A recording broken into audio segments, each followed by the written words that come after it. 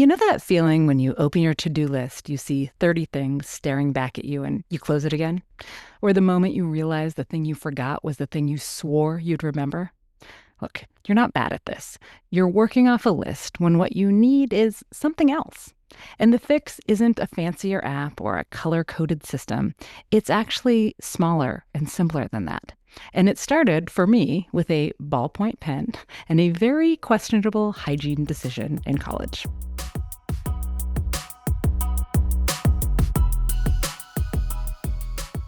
Welcome to the Do More, Stress Less podcast. I'm your host, Alexis Hasselberger, a time management and productivity coach. In every episode, I give you actionable, practical tips to help you learn to use your time in a way that feels good to you every day. No more hustling, scrambling, or struggling to keep your head above water. So let's dive in, and soon enough, you'll be doing more and stressing less.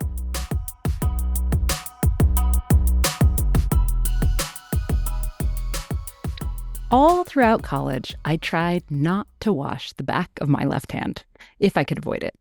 Yes, even when showering. Yes, I was disgusting, I know. Now, why? Why was I doing this?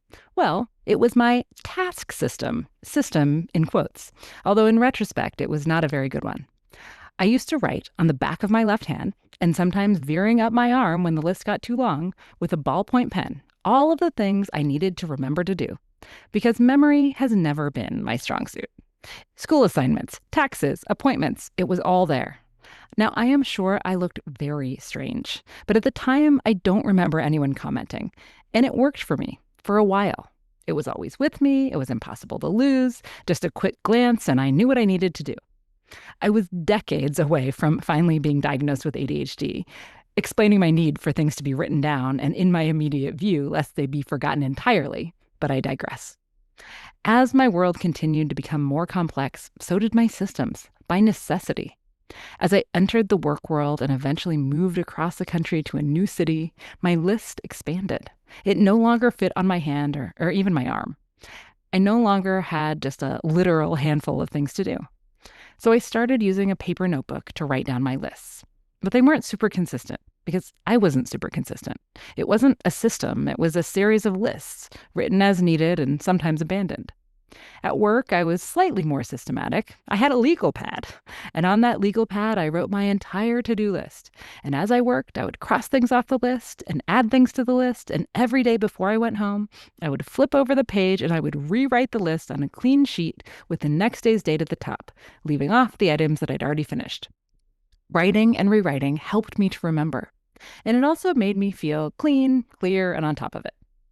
Now, as I moved in with my partner and began to be responsible for a household in addition to my job, I first switched to a 3x5 card tickler system, and later switched to a trusty Moleskine weekly planner, the kind with 1 week on the left and a lined sheet on the right.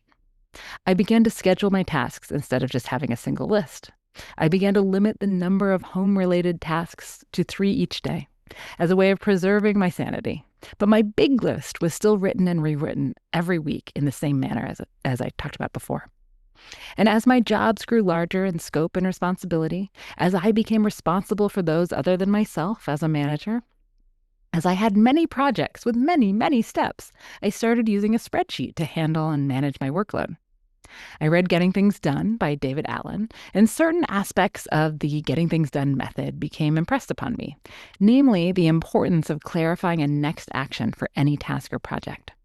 Now, the basic framework I used then is still at its core the architecture I use today, but now I do it via a task app. And keep listening for my recommendation. So here's a skeleton so that you can adapt it for yourself to whatever tool you like. So for any task system, you got to have the task name, right? What are you trying to accomplish? You need to have a next action. What is a small, concrete, actionable next step that you'll take? And perhaps the steps after that. Sometimes you know them all at once, and sometimes you only know 1 or 2 steps ahead. You need a next action date, the date you'll perform the next step. This is where you want to sort things. You might have a due date, right? But only if you really have one. I really don't believe in inputting arbitrary deadlines because they only increase the stress. And you want to have some sort of commenting field so that you can write down a date and actions that you've already taken. This is how you'll document your progress. Most task apps these days will timestamp this by default, so it's actually really easy. Now, once I've got everything into my system, and can you tell I'm geeking out about this? I sort by next action date because this is what takes it from a list, which can be super overwhelming, to a system that enables you to know what you need to do today across all your projects by looking at a single view. You'll notice that, priority is a field that I conspicuously left off. And that's because when you schedule your tasks based on the next action date, there's no need to add priority. When you'll do them is already the priority.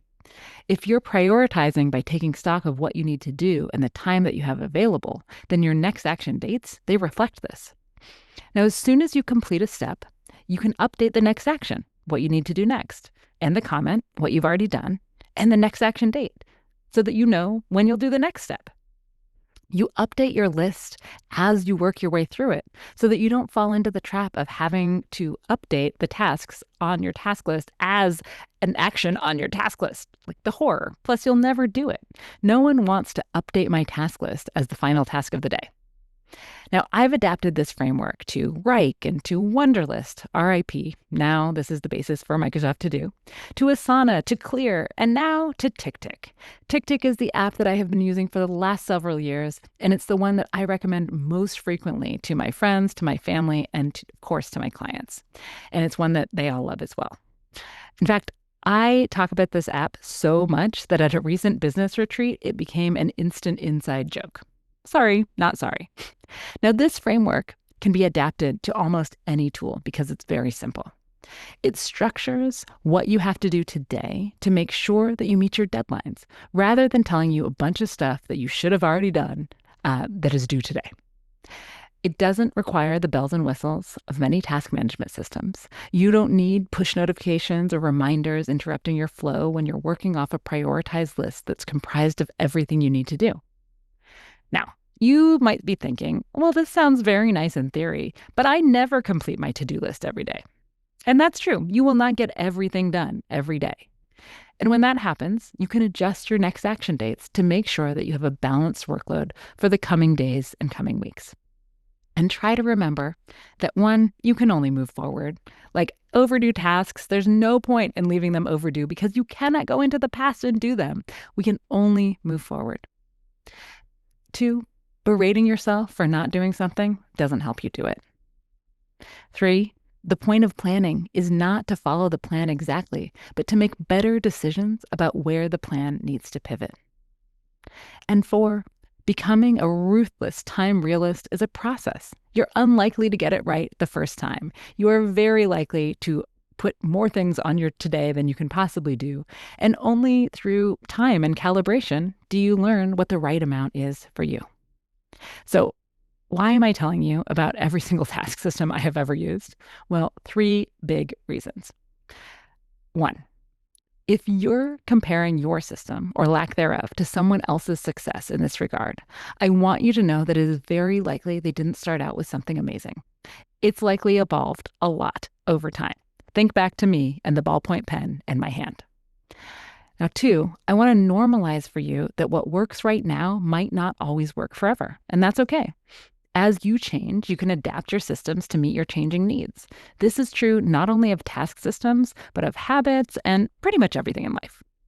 And 3, there's real value in being able to offload the mental load so that you can stop worrying about forgetting and know that if you didn't do something, it's not because you forgot, because you ran out of time or you dropped the ball, but it's because you made a conscious choice to prioritize something that mattered more. And your system is there to back you up. Now, if you're excited about the prospect of banishing that nagging to-do list in your brain forever by building a single trusted system for yourself, you know where to find me.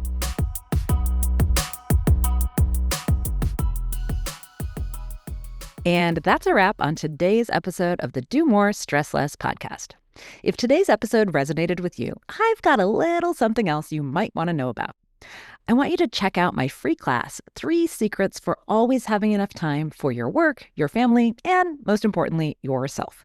It's short, it's practical, it's packed with strategies that you can use right away, and it's free. You can grab your spot at the link in the show notes or at alexishasselberger.com. See you next time.